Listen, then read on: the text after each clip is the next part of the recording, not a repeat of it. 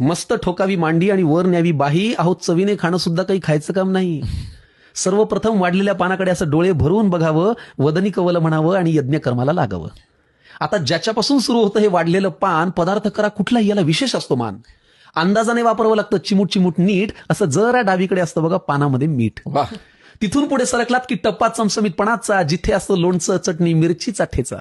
कितीही पथ्य असलं तरी हे खावंसं वाटतंच आणि भल्या भल्या खडकांच्या तोंडाला इथे पाणी सुटतंच. चटण्या म्हणाल तर जवस, कारळ, लसूण, शेंगदाणा, आंबा लिंबाच्या लोणच्याचा चाटावा चवदार बाणा. हा ठेचा आयुष्यात जेवढ्या खाल अनुभवाची साठवण होते, पण ताटातला पोटात जास्त गेला की सकाळी मात्र आठवण होते. क्या बात आहे. आता जिच्यासाठी चाले सगळा प्रपंच, धंदा, नोकरी, पानाच्या अगदी मधोमध ती पोळी आणि भाकरी. गोल गोल गरम गरम अशी आईनेच पानात वाढावी, पापुद्रा काढून आतली खमंग वाफ आपण काढावी. मग मनसोक्त जेवणाऱ्यांना मुळी नसतं डाएटचं कारण इथून पुढे येतं पानात ते चिंच गुळाचं वरण. मग बाजूला कोण याची चिंता आपण का करावी, अशी वरणात पोळीत कुस करावी आणि फुरकी मारावी.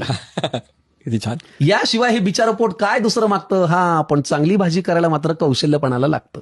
चिरलेली, निवडलेली, वाफवलेली किंवा भरलेली. काहींच्या घरी तीही पण असते हो, कालची थोडी उरलेली. उगाच जास्त क्रेडिट त्या कोंबडी बोकडांना गेलंय. या भाज्यांनी आपलं जगणं सांगतो खरं समृद्ध केलंय. चांदीच्या ताटातही शोभून दिसते मेथी, भेंडी आणि गवार. सोन्याचा चमचा असला तरी खाणार हेच ठाकरे असो वा पवार. मग पुढे एकदा पोट भरलं की सुटतं हे अवघड जगण्याचं कोड. एकदा पोट भरलं की सुटतं हे अवघड जगण्याचं कोड. पण मन भरायला लागतं ना मंडळी या देहाला गोड. मग एवढं जेवणही राखावा बरं आग्रह करणाऱ्याचा मान, आणि चाटून पुसून स्वच्छ करावं ते वाढलेलं पान. मग ढेकर देऊन पलंगावरती देह टेकवावा थोडा, इतक्यात कुणीतरी आणून द्यावा लवंग खोचलेला विडा. हेच ते वैभव आहे ज्यासाठी सगळे कष्ट करतो, पण समोर आल्यावर मात्र न जेवता फक्त पोट भरतो. त्यामुळे हे रक्त पिणारं यंत्र तुमचं जरा बाजूला ठेवत जा आणि पानावर जेव्हा बसाल ना मंडळी तेव्हा मन लावून जेवत जा. मग 5 वर पंखा करून झोपण्याचं सुख असं सांगून थोडंच कळावं. आणि असंच वाढलेलं पान देवा रोज सगळ्यांना मिळावं. असंच वाढलेलं पान देवा रोज सगळ्यांना मिळावं.